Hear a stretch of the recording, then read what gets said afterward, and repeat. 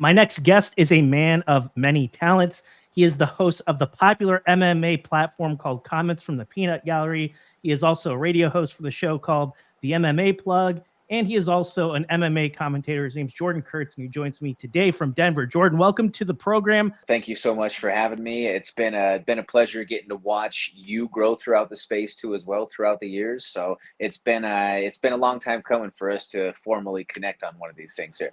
Yes, sir. Well, I'm happy to have you. And from humble beginnings, right? Like, you've been with me from the very beginning. I've been talking to you for on and off for a few years now. And you said something to me that I remember. And this is back in 2021.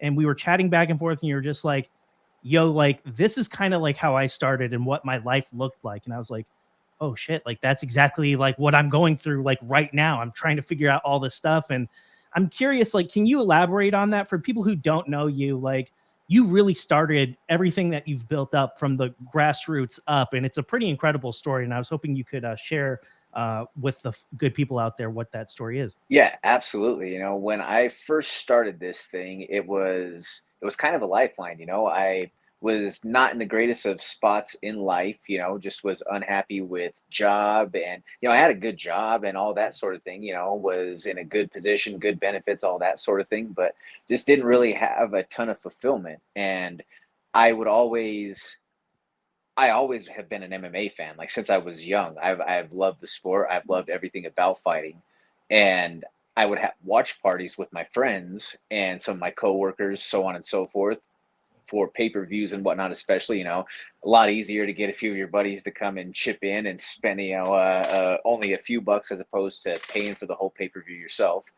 But and in just talking about fighting or just the analytical stuff or the just the bro talk, if you will, I definitely always had, I feel like just a higher degree of understanding and knowledge than just a lot of my peers who watch it. But I also was someone who I was watching, at almost the same rate that I am now, nearly every weekend, and watching other shows also in the process. And whereas a lot of them were a little bit more on the, not, I don't want to completely say casual, but not just as in depth with the thick of things. And so when I started talking about the idea of doing this podcast, I had a couple of really good friends and people around me that said, like, what, why not? Like, why not just do it? Like, you would be doing yourself a disservice with your ability to speak in front of a camera or no, without having the fear or any sort of aversion to public speaking or getting in front of a camera. Like, I feel like that's something that a lot of people have issue with, is that public speaking aspect. I initially did it, had the fear of putting stuff on a camera and putting it out to the world. Like there was that little bit of fear of, okay, what are people going to think? But that is all going to come full circle here. So I just decided after UFC 220 that why not? Like, let's take the plunge. Let's do this thing. And I initially started doing it about all sports, but MMA just always gave me the greatest engagement. So I decided, like, hey, this is what I love the most out of everything anyway. So why not just go all in, put my eggs in this basket of combat sports? And in terms of just getting the start, and for the people out there who, you don't have to have all the fancy equipment. You don't have to have tons of funding to get started. My very first few episodes were using the voice recorder app on an iPhone. And then it just sort of elevated from there, found an old laptop in storage that then I was able to download some bootleg software with initially, to be able to run some crappy USB mic. And then through time, just leveled up with equipment. And then, probably a few months into it, finally got a camera and started having visuals. And that's when I started to open up the layer of my game with the content creation with photography and videography, because I'll be honest with you, Tyler, I got tired of using other people's stuff. Can I swear on your platform? Yeah, you absolutely can. Okay, cool. I just want to make sure, just because my show that's on the Mile High Sports Network, I have to be censored. So I just want to make sure, for your audience, that I'm not getting Let it rip.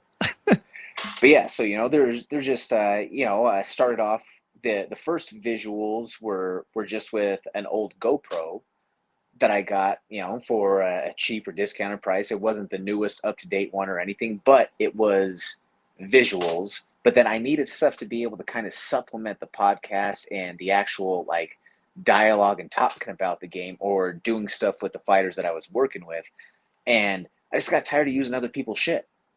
Like, there were some photographers and people out there who they were really cool about it, and they take it kind of in the same way that I do, that hey, if you thought that this photo was good enough to use to promote this person, then hey, like, that's kind of a kudos to the shot that was taken. But then there's also some out there who they're a little bit more pretentious about it, and they're like, oh well, you didn't ask my permission to use my work, or oh, you didn't tag me in it, or like, dude, I didn't know who the fuck you were. I just Googled this person's name and I saw the picture and I used the picture. So I just got tired of running into that. And when I first got started, I really didn't know what I was doing in terms of shooting, but I had a really great core of guys around me that I worked with and I still work with on a regular basis. Guys like Yusuf Salal to Austin Jones, Jordan Tony was still fighting back then in the mix. Justin Osborne was around, Selena Rowland, Brandon Royval, Chris Gutierrez, Ian Heinisch, just a good core that was around me in the early stages, that basically they were cool with the thought of, hey, well, we're going to try a bunch of stuff. We're going to try a whole bunch of these settings and everything on this camera, because I had no formal training in like camera use or shooting or anything, but we're going to try a bunch of stuff and we're going to see what works and we're going to see what doesn't. And the early stuff, there was probably a lot that were on those memory cards that was not good, was pretty bad.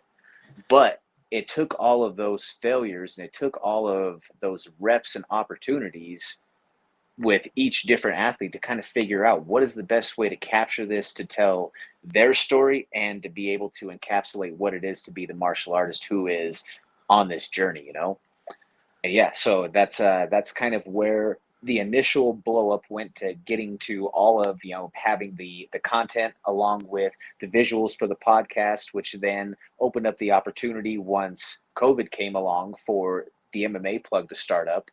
That show started up with Ron Kruk of the LFA, and so we were co-hosts on that platform together for probably, I would say, roughly 40 plus episodes. But then that's right about the timeline when things started to open back up, or there were events that were starting to happen. LFA was back in motion. He still does work for Glory Kickboxing, and initially at that point in time, he was still doing some things here and there with BKFC. So he was just being put back on the road more. And I mean, he's married, has kids, all of that. He has a lot more of a life outside of the fight game than I do. Like, this is my life. This is what I do. So I had no excuse for never jumping on some of these opportunities that came my way. But I'm so grateful for someone like him who has the decades worth of broadcast experience, who was someone who hosted Inside MMA back on HDNet. For those of the hardcore fans or the longtime followers, they'll know exactly which program that I'm talking about. He was back there in the mix with Kenny Rice and Boss Rutan and all of those guys on Mark Cuban's TV network, which was honestly, I feel like something that helped float and grow MMA, but that's a completely different topic to dive into, or a rabbit hole there. But having the experience with somebody like Ron Kruk, I think, was so pivotal for my growth overall as a broadcaster, as I continued to grow with doing my own events as far as a play-by-play commentator, and then being able to do the analyst work as well. So like I say, having someone to learn from like him, to be able to figure out then on a traditional broadcast platform how to stage a program or how to package a show, I am so grateful for the time that I was able to learn from him, because those little principles are stuff that now the show that I built can plug and play anywhere. I love the home that we're at. I love being a part of the Mile High Sports Network. But if there were ever the opportunity, say someday that, say your ESPNs or some of these other big platforms wanted to become a part of the mix, that is something that is plug and play for any sort of syndicated airwaves out there. It's fit for a traditional broadcast medium. It's one of the only shows in the entire country that is on your traditional platforms like AM, FM type radio too, as well, on top of just being a web-based show. So I'm like I say, I was very grateful to have that opportunity to start the show with Ron. Then once Ron left, I brought in Josh Fremd, who Josh Fremd is going to be fighting on this UFC Denver card that's coming up. And we were able to, crank out between the two of us about a year and a half worth of episodes. And then some things changed as far as time slots with the station, and with the time change, it came right in line with when Josh is ending with his training for the day. So we do some things sporadically, but it's not a regular thing anymore the way that it once was. But that show is still rocking and it's still moving along. I mean, honestly, to say where I'm at in the position where I've grown to now, it's hard to think of what life was like when I was on the outside looking in. If that makes sense. Like, I've been in the trenches, Tyler, for so long of doing this every single day. I went from being someone who had no actual like boots on the ground type of experience to now I'm a manager at one of the biggest fight gyms in the world. I think that's it's just a pinch me type of experience, or to think that, like, that is the reality that I live in. But it's also, I think it's a testament to say to follow your dreams. Like, if you go all in and if you bet on yourself, there's going to be some times where it sucks. There's going to be some times where the grind seems, or will make you question if it's worth it. It's going to make you question your life's choices that you got there onto this path. There's times where my living situation was complete shit. I started, in addition to doing all the stuff in the fight game, at one point I started a t-shirt business, and that kind of fell apart and completely turned into a disaster with the business partner that I had, and left me in a pretty significant hole. I was left homeless in the process. I lived out of my car for a while, and just kept on plugging away. And back then, at the time when that was the situation, not many people really knew. Like, Coach Mark knew what my situation was, but not too many people outside of him knew that I was just basically, like, I was crashing in 24-hour gym parking lots for that little bit of time frame, until I was able to save up enough to recover from the hole from that failed business venture, to rent out a room in this house about an hour away from the gym with traffic, about 30 without traffic, and made that commute every day for, a couple of years. And then just continued to level. Like, all these things were happening all along in the process. And, as far as podcasts, radio shows, web episodes, watch parties, all of that, at this stage, I'm hundreds to potentially, thousands of those deep. To I've called more than 1,000 fights, cage side or ringside, between MMA, Muay Thai, boxing, kickboxing. I've done analyst work for professional jiu-jitsu shows out there. So, it's an insane ride from where it once started to get to where I was. But there's also, I feel like there's not a lot of people who are willing to go through that sort of turbulence. It's not a life of comfort when you have to go out there and hit the pavement every single day. If you're an athlete, you got to think of it as it's game day every day. And if I don't come to perform, I don't eat. And that's just that's the situation that, has been, or was, through all of that period, and is still in a large effect now. And I'm in a much better place overall now, but I still haven't lost that hunger. But you just have to be ready to come and bring it every single day, because if you don't bring it, somebody's going to come and try to take it from you. You're absolutely right. And Jordan, there are a lot of things that you said that I think about, but I think the crux of it all, in my opinion, is you talk about kind of like that underbelly that a lot of people don't really think about, and that's the grind. It's constantly trying to like self-teach, just kind of like where you need to be, where you need to go, because no one's going to hold your hand. No one's going to really show you. It's on, the onus is on you to kind of figure it all out. You're the one that has to do all the experimentation, figure out what worked, figure out what didn't work, and then put it out there and see what the reaction is. And the internet's kind of a mixed bag. You can connect with some amazing, great people, but then there are also assholes out there that, it doesn't matter what you say, it doesn't matter what you do. They want to shit all over it because they don't have the balls to put themselves out there like you are. And I'm curious, like, apart from like the X's and O's, like, okay, well, I want to shoot it with this shutter speed next time, or I'm going to try this and see if I can like mold this content I have and level it up a little bit. But from a technical standpoint, or from a non-technical standpoint, I should say, what were some of the things that you did? What were some of the cues that you used? What was some of the pieces of constructive criticism that you obtained over the years that you were like, you know what, like these are tangible things that I can do to improve my overall quality of my content? Big message that, always has just resonated with me is reps and keep showing up, because through time, you're going to figure out through those time and reps, you're going to figure out what gets better. And that's no matter what it is in life. If you're trying to be a master of your craft, like you're not going to get to be the elite of the elite if you don't put in the time. And Coach Mark was talking about it too. We had a crop of new guys. They're in their probationary period as far as trying out and making the team. And some of them, came and asked like, "Hey, what do I need to do to get better?" And it's just keep showing up, because there's so much to address right now that we can't even really start to dive into one thing specifically. Just keep showing up, and don't even think about anything externally for the next few months. Just dive into what you need to do and just keep on showing up and getting the reps.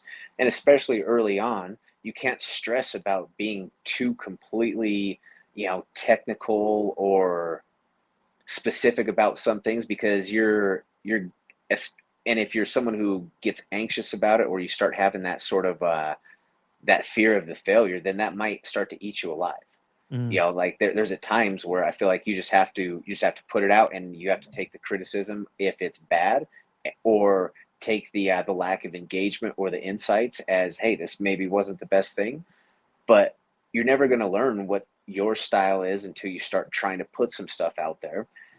I know a considerable amount of creators out there who they've kind of played with their style through the years, and some of them figure out, hey, like I'm best with doing high contrast action shots, or I'm specifically a black and white photo person, or I'm a natural light versus a stage lighting. That's honestly, a lot of that is so far above where my technical knowledge is with some of the photography and everything. Everything that I've learned, like I say, has been from just trial and failure, from figuring out like what things I know look good on the camera itself. But I think that part of that, and I don't know if this completely answers your question, but some of the feedback that I got was, let my eye for fighting tell the story when I'm shooting it.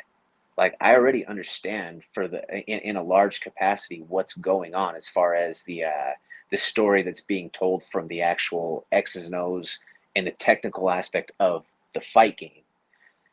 I know to a certain extent where opportunities are going to start to open themselves up, and that's what helps me be such a quality play-by-play broadcaster. Use that to anticipate the shot. Use the knowledge of where the technique or the progression of where the sequence is to know that, okay, well, he's not right there, and this isn't the clear shot that I have right now, but in about 10 seconds, when he's done cooking him with his arm drag setup right here and he starts to step over, that's when the arm bar is going to materialize, and that's where the shot is.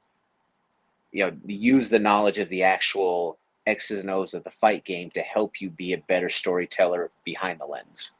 One of the things that I think you do a really good job of, having heard a lot of your content over the years, is somebody like you with your background. I know you're a jiu-jitsu guy. I know you've forgotten more about fighting than somebody like me will ever know, but you do a really good job of relaying the highly complex, the highly technical. So people who aren't fighters, people who don't have a jiu-jitsu background, understand what it is that you're talking about. And I think that's so critical. Like you can know it all, but if people don't understand what it is that you're talking about, if they don't understand what it is that you want them to really like kind of fixate in on, you're going to have like mixed success. And I think you do a really good job of like telling that broader story. Like, hey, this is what's going on. We're talking about something that's very technical, highly complex, but I'm going to like give it to you. I'm going to kind of translate it in a way so where the layman can understand it. And I think you do a really good job of doing that. Thank you. I appreciate that. And I that's by nature, that's kind of by design. And I learned that kind of, I guess I would say Uncle Chael is a big influence on that. There was a clip, I can't remember who it was or who he was going back and forth with years and years ago. And he said, I don't give a rat's ass if you can say all these funky technical and Japanese names of these positions and all of that. If the person that you're talking to doesn't understand what you're saying, then it doesn't matter. Exactly. So that's where I always felt like, if as a creator or as an orator of the action that's going on out there in the cage or giving the analysis post-event, whatever it may be. I want someone who, if they were just being introduced to the game, I want them to be able to come away with having some value of the knowledge that might be being shared, or that, hey, we were talking about this fight. I want you to hopefully have gained something from that. But I also want to be able to have enough of a knowledge-based breakdown or analysis of what we're discussing so that somebody who is a little bit more in the thick of it and someone who is more along the hardcore fan spectrum, they can also have value from it as well. That's where I think that I try to do a really good job of blending each of those two worlds. And I think that a good base that continues to add to that for me is I help teach fundamentals jiu-jitsu. So being able to speak to, or having to learn how to speak to, those brand new learners, I think also is just it's a massive tool in my tool belt, or a massive part of my arsenal, I believe, that has helped sharpen that skill to be able just to, I need you, if you're coming into my academy, if you're coming in here to Factory X and you're a day one person and I'm trying to get you to be a part of our community, a member, and to sign up, I need to figure out how to give you the best possible experience. And some of that is you can't overcoach or you can't overspeak it. If I start going too thick into it for somebody who is brand new, then I'm going to lose them. But I need to give you enough to where it sinks in and it resonates so that it essentially whets your palate to want to continue to come back for more. And I think that's that just kind of speaks to, you know, your question or your statement there of being able to speak to the people who are just kind of being introductory and learning it, and then those who have been around for a long time. Because like I say, MMA is still very young as far as its overall growth. It started here in Denver just a little over 30 years ago. And, you know, as far as the real boom of fans, I mean, I would say that it's a massive difference right now in 2024 from what it was when I first started doing all of this media thing, you know, basically like 6 years ago. Given your background, given that you're also a jiu-jitsu guy, you're a competitor, you've grappled in the past, you have a close connection with Factory X, you're on the mats every day with some of the best fighters in the world, and then you also have a foot in the other camp, my world, where it's like I know what it feels like to have to like build a platform and do it from scratch, and you've gotten all those reps in over the years, and you've built your own brand up from with nobody's help. You did all this stuff on your own. And now we see certain influencers, we see certain people in the media side of it, and they really do a lot of things that would go against the grain, like things that you probably look at and it probably drives you nuts. A good example was how a influencer was talking to Nate Diaz at the press conference yesterday, saying basically suggesting that he was going to get knocked out. And for people who don't know, like that's a taboo thing, like, you know, just basic manners. It's very rude. It's very impolite. And there's like a lot of outrage about that particular influencer who said all that. And, you know, there's a lot of people that look at that and they're like, that guy's doing that for clout. He's doing that to get all this buzz, that all that stuff's orchestrated and pre-planned. And, you know, so there's some controversy. You see people doing some unethical things that people like you and me probably aren't a huge fan of, but then you see people like that kind of like use that sort of notoriety to kind of like get ahead. What's your thoughts on how MMA or combat sports in general is covered by these like influencers out there? Is it a good thing or is it a bad thing, or is it kind of mixed? I think that it's just a product of the overall state of where society has gone, that you can speak so freely without getting slapped in the mouth. I come from an old school era, or come from just more of a, you know, a rougher blue collar type town place, whatever, where, you know, I mean, if you talk shit, you're going to get hit. Like, yeah, if you have freedom to go on and say what you want. Like, hey, like, I'm all for the First Amendment. You want to go out and say some crazy stuff, cool. But if somebody decides that, okay, well, there's also going to be some consequences to that freedom of choice that you made, or that freedom of speech that you had, then I can't really fault them for that though either. You know, I feel like if you're willing to go out there and make those sort of claims, like that Neon Kid or whatever that little dork's name was, like if you're, or the kid from Jake Paul's camp, the Derek whatever, like those examples, if you're gonna say those sorts of things, then don't go running behind your 25 pack of security. Like, don't go running out of the building the way that he did yesterday when the Diaz camp started coming after him for disrespecting him that way. Like, stand on what you said. If you're gonna say any of that, like, that's also, I mean, I, in part, like, training is important to me too, because yeah, I do have some hot takes at times, and there could be some time where someone feels some type of way, but I'm willing to stand behind what I say. Hmm. And at the same time, like, I feel like there's just a different level of respect though too when you've been in the trenches, and when you train, when you're actually a part of it, you're not going to say that sort of stupid shit. Hmm. Like, when you're actually somebody who trains, and if you are an actual martial artist, you're not going to go and talk the way that Neo or whatever that dude's name is, and then like the Derek Better kid. I know that he had the boxing match with that Steiny kid or whatever his name is from the Nelk Boys. But yeah, all of those guys are complete nerds who basically blew up off of popularity from these young kids who watch their streams. And I am not particularly a fan, but I'm also 34 years old. Right. Like, they're not making content to appeal to me. Hmm. So I mean, yeah, I don't know what the appeal of that kid really is, or what his thing is. I know that, he's some sort of big streamer on these different platforms, but yeah, I think that in those sort of situations, if you're gonna pop off and you're gonna say those sort of things, and because they're 100% industry plants, like, they're planting those people there because they know the influencer aspect of the traffic and the eyeballs that they're going to drive. Like, it is what it is. Right. Fighting is always, to a certain extent, it's always kind of been a freak show sort of situation, and this is just the modern era element of it. I just wish that some of these guys would have a little bit more comeuppance. Fair enough. Let's bring it a little bit closer to home. We have a big fight card that's going to be happening next week. The UFC returning to Denver. I know you have several teammates that are going to be competing on that card, but I want to talk specifically, Jordan, about the main event. We had a change up here. Now we have Rose Namajunas. She'll be taking on Tracy Cortez. It's a fight that I'm actually quite excited for.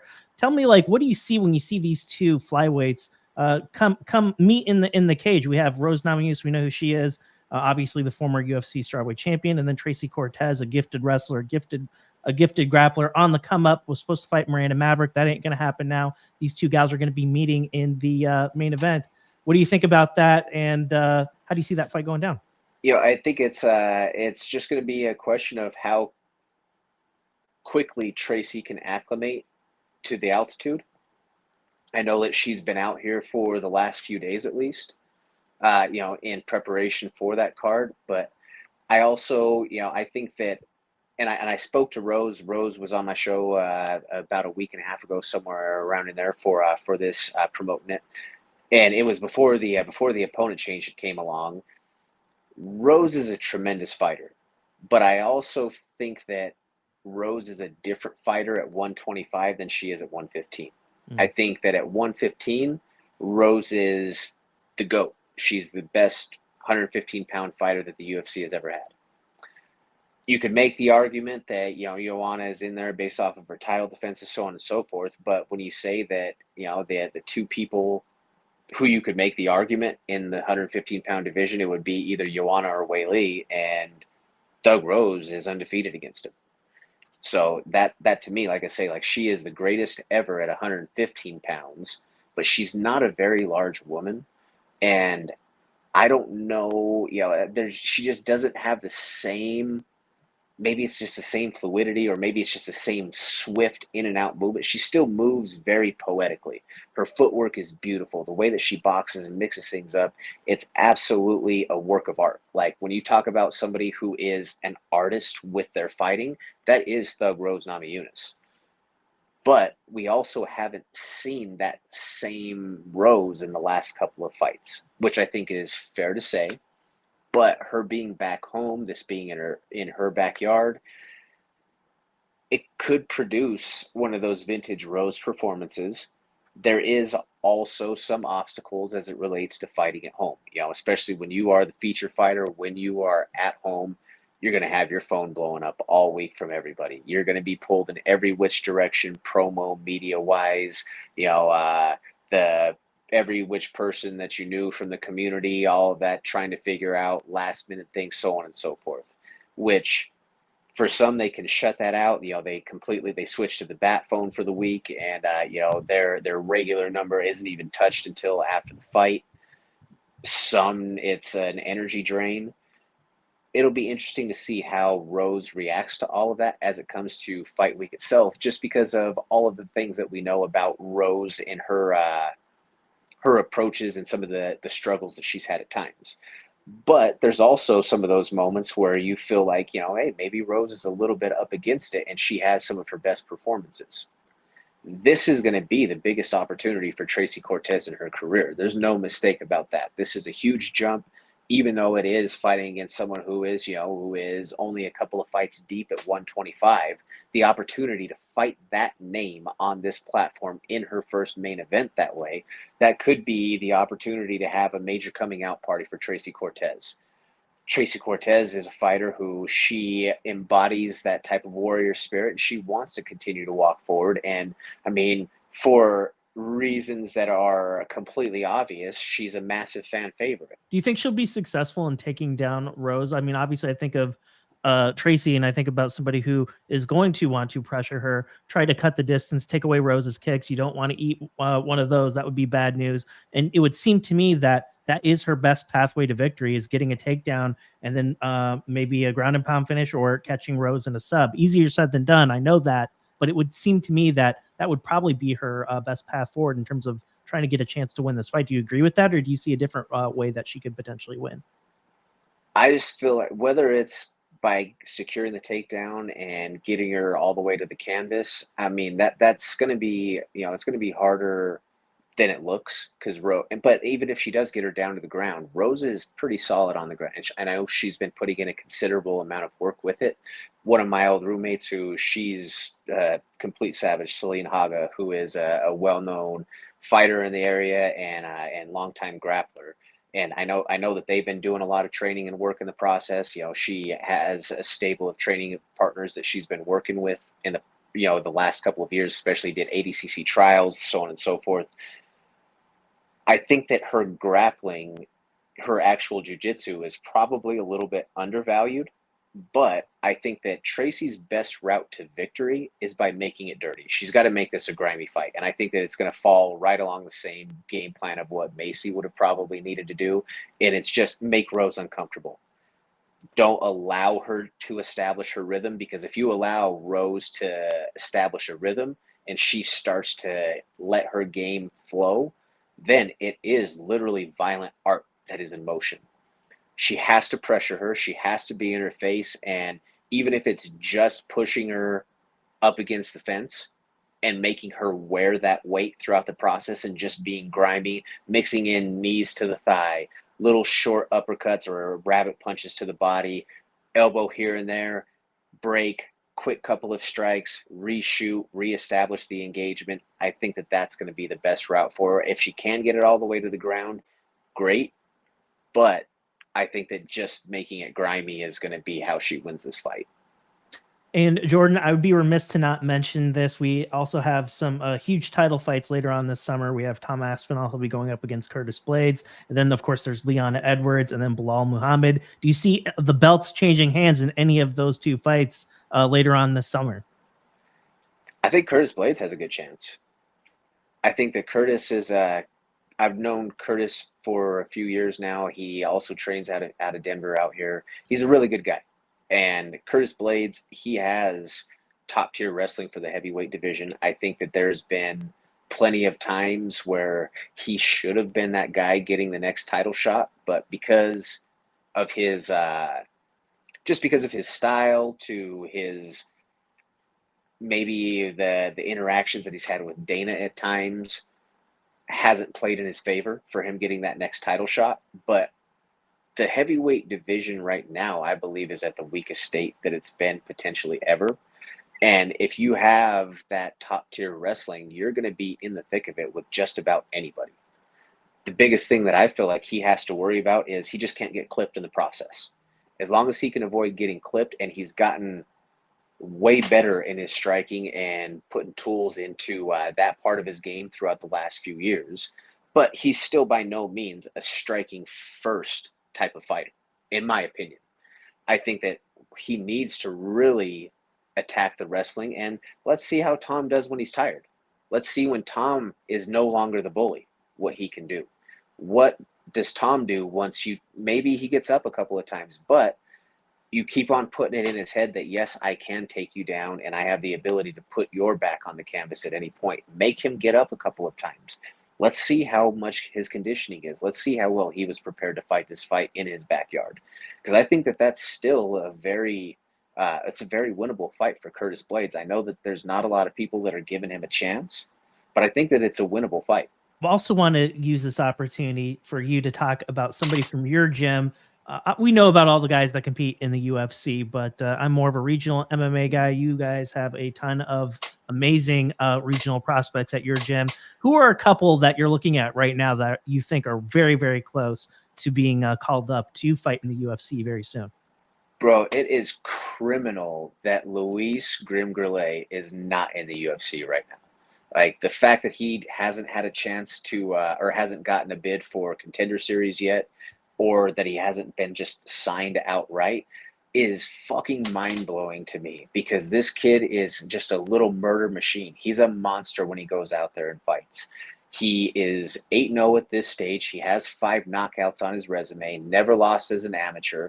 He has a collegiate wrestling background, but he only uses his wrestling just to basically say, get off of me so I can just beat the shit out of you.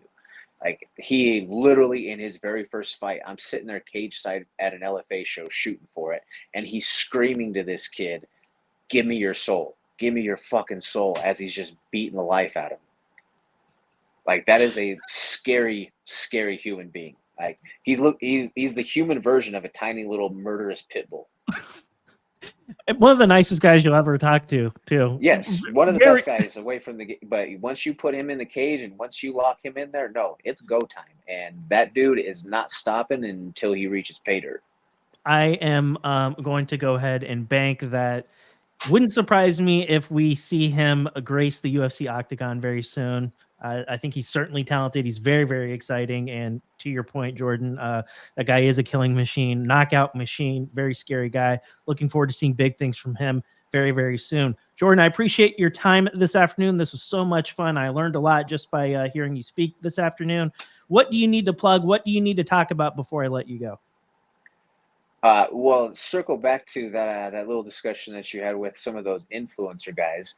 The other thing is, Tyler, is a lot of these guys always talk about how, they wanna do a fight, or they want to have a grappling match, or they want to put themselves out there. And there's been a couple of them who I've reached out to directly, and I have, I've pulled their card, basically like, bro, like, yeah, I'll do it. Like, yeah, let's do it. And one of them, who happens to be, he's a bigger platform, but he told me that I didn't have enough followers.